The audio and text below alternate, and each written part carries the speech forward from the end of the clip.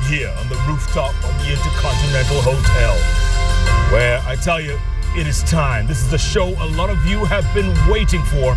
And as I mentioned at the top of the show, yes, he is 39 years old. Yes, he is married 3 times. Yes, he has a football team of children. Count them, 11. So it's time to forget about Alejandro. Kenya's darling, Kenya's heartthrob is on the bench, and you can get involved. My Twitter handle is at Koinange Jeff. The SMS line 22155. Let's get busy. Abdouba Dida, my man. Karibu sana. Thank you so much. Welcome to the bench. And I'm telling you, a lot of people, a lot of Kenyans out there have been tweeting, have been Facebooking, have been SMSing, saying this is the man we want to listen to. Obviously, you touched a chord in that second debate.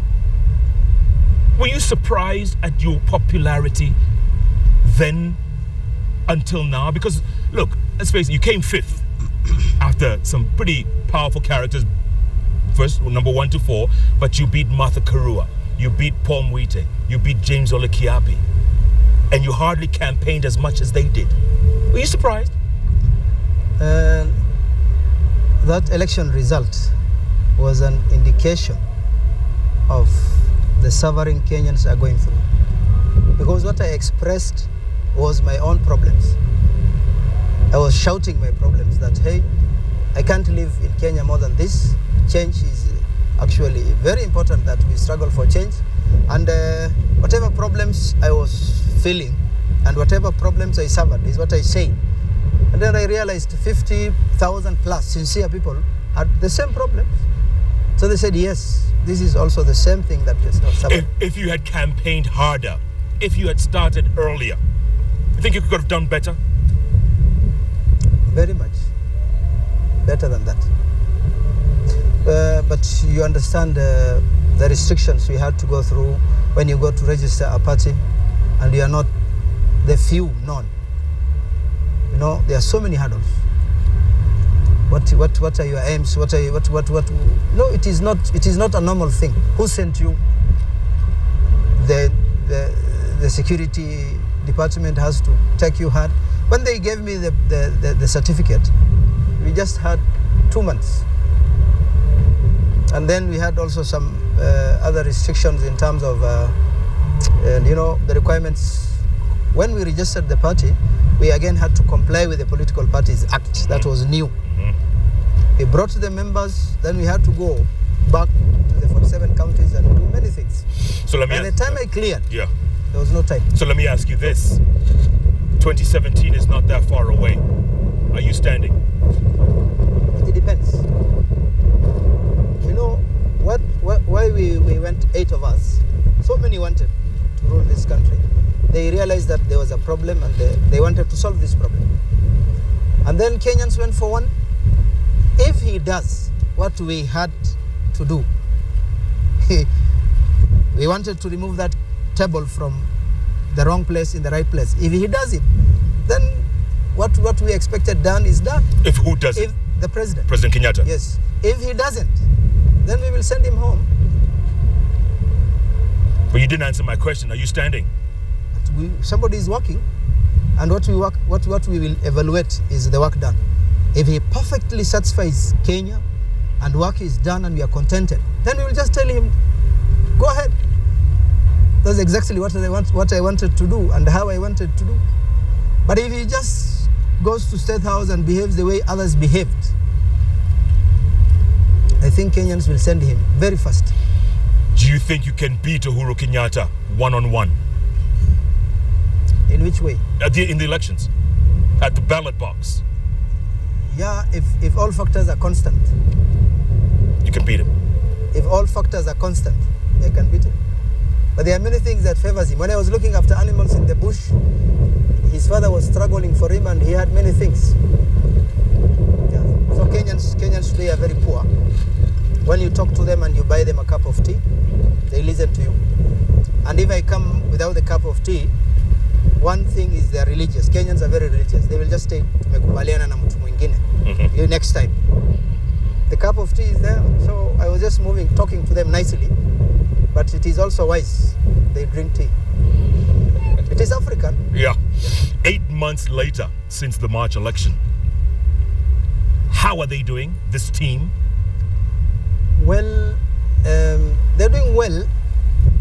You know, when they assumed power, how they started was very okay. It was a bit professional compared to the Kenya we know and how appointments were done. Things are okay. But one thing is actually human. They have a case at the ICC, and you know, as much as you want to achieve whatever targets you have, there are forces giving them a problem, and that is affecting them so much. But they have the potential. Is this going to derail this presidency, the ICC? Will it derail it? It has. It has derailed.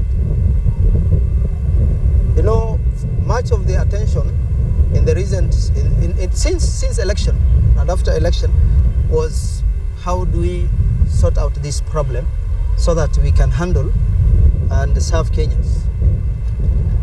Yeah? So much of the energy, much of the attention is how can we solve this problem. Yeah. And that has repercussions. You know, sure. The president is a symbol of the Kenya, is the head. Everybody tonight will sleep well because Kenya has the leadership. Yeah? But when the leadership is a bit distorted because of pressure, then everybody, every human being, every Kenyan has the same problem. Yeah. So if you had been president, if you had been elected on March the 4th, other than 3 first ladies and 11 first children, how different would your presidency be? Well, at any given time, at home, at school, when I was a teacher, now that I'm teaching the 40 million Kenyans, I believe in a representative government where all the tribes in this country, whether small or big, will contribute to the development of this country. There is no human being who is useless. We have something unique. There's something in you that is not in me. There's something in me that is not in you. There's something in the 40 million Kenyans that is not in any other person. So when we work together and work on consultation and everybody is represented, then we will get to the item that is in you. Yeah. We will get. Okay, but how different would your presidency be? What would you do differently? But if I am one brain and I actually invite and I motivate 40 million brains to work, then that is achievement. Currently, so many Kenyans don't know what is happening. They exactly don't know what is happening. Something that still Moi is the president. Where? In Wajir or where? In Wajir and in the reserve. You know, it was Kenyatta, Jomo Kenyatta, Mwai Kibaki, Daniel Torotich, Arap Moi. So Moi. They think this is just one name. You know, somebody asked me, will you change your title to Moi when you become... Are you serious? Yes. In Kenya? In Kenya. In Kenya. They think that is a title. For you to be the president, you must be called a Mwai or you must be called Kenyatta. So when I told them, no, I'm Mohammed, I'm Abdida, and they will just be there, they're wondering. Yeah. So many things. Kenyans are just very sincere people. Very hard work. Just, they give you the heart. If you were to ask this team of Uhuruto, if you were to ask them one question right now, what would it be and why? Well, I will have asked them why the 47 plus tribes are not represented in their government. When you look at appointments done, as much as, you know, I don't care personally, I don't care of which tribe you come from, but I look at, are you qualified to handle that docket? But still, in the 47 plus tribes we have in this country, they are potential leaders. Is it 42 or 47? It is now 42 plus. Okay. It is almost 50. Okay, but the ministries are how many? The ministries, they formed 18. 18, if you get 18 from different communities, and then the principal secretaries, each from the remaining communities, all will be there. So you're saying these cabinet secretaries and principal secretaries? Yeah, they come. You will just see 10 from one community. The question I will have asked them is, why are you not bringing on board Kenyans? Those in West Pokot are Kenyans. Those in Samburu are Kenyans. Yeah? Those in Marsabit are Kenyans. We just want ordinary people. And you know, when you are appointing people, and then a Muzee was appointed and worked with Kenyatta, he was appointed and worked with Kibaki, he worked with Moi, you bring him on board, he's the chairman of this. What do they have? These people need to be consultants, and the fresh blood you should be brought on board. When there is a problem, they can advise. But you, the Lamu Port, whatever chairman, so and so. Yeah. So, Kwani, are they the same? You know, Kenya needs a big change. There are people, there are youngsters, in fact 30, with a PhD, who are young, who have the energy. So that monotony, I will have asked them that question, that monotony. Yeah. Change it. Is Abdouba Dida the change? Are you the change? With God's help. You know, people will be elected. When they go there, they even don't receive phone calls. Somebody was complaining, he met me. He thought I was so close. He saw me sitting with Uhuru one time. Then he says, please, I was a treasurer of Uhuru when he was in Kano. And I can't assess him. So I was shocked, because these were close friends. So he was asking you? He was asking me, please, can you take me there? I told him, if the treasurer cannot assess him, what do you think of the teacher? You know, such types of... Jesus was a wonderful leader, and you could see him in anywhere, anytime. A woman will just stop him. You know, why do we change? Immediately we get money, or immediately we are appointed. This is a big question to be asked. Yeah. Why are we hunted? What wrong have I done? Would you also advise Uhuru to go to the ICC? Would you advise him? I advised him. Already? Already. Would you tell him? Well, before elections, we advised the country. This is a young man, potential, with the energy to rule you. But this issue of ICC, give it 5 years, let him clear, finish. We are here, we will help him running the country. When he's done, he will come back and then continue. But they said, no, we love you, and he must be our president. Now, they need the service. He is our president. And he has also to answer to those questions. If you're actually accused with a crime against humanity, then you have to clear yourself. This is the advice I always tell him. If it is just a blasphemy, somebody reported, Uhuru did it, then you go and say, I've not done it. And if you did it, it is not an issue of ICC. It is not an issue of the world. It is an issue of a young boy down there in the affected areas, asking himself, where is my dad? Why have I lost my dad? What has he done? Where is my mother? Somebody is permanently deformed. Why am I missing why? I used to go and work myself. You know, you have to convince these people. There was a gentleman in the story of the children of Israel. He killed 99. 99. And then he felt sorry. He came to a person, he told him, gentleman, I have a bad record. I killed 99, and I am so sorry, I want to ask God to forgive me. Then the person had no knowledge about God and, you know, the mercy of God. He told him, if you have killed 99, there is no way out for you. Then he got so angry and he killed him. Said he will become the 100. But still he was sorry.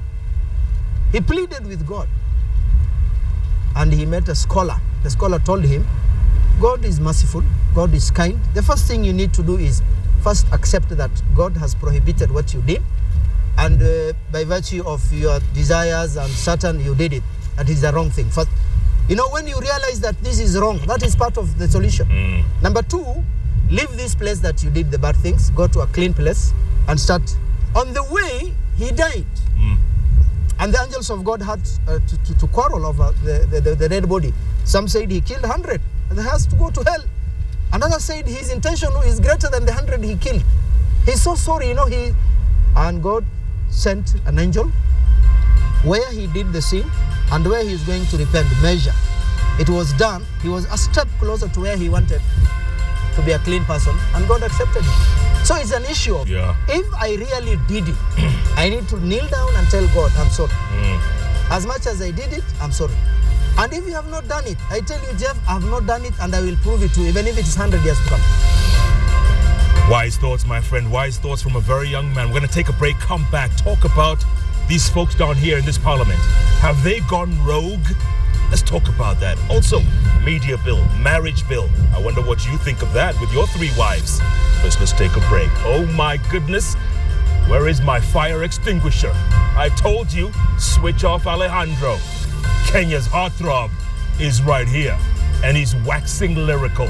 He says, if the present leadership does not live up to what they said, he is standing in 2017. Oh my, why my? Jeff Kananga live on the rooftop of the Intercontinental. Send your tweets, I can see them coming thick and fast. Oh, by the way, Dida is on Twitter. His handle is at Mohammed Dida ARK. Get on it. Let's talk. Let's take a break.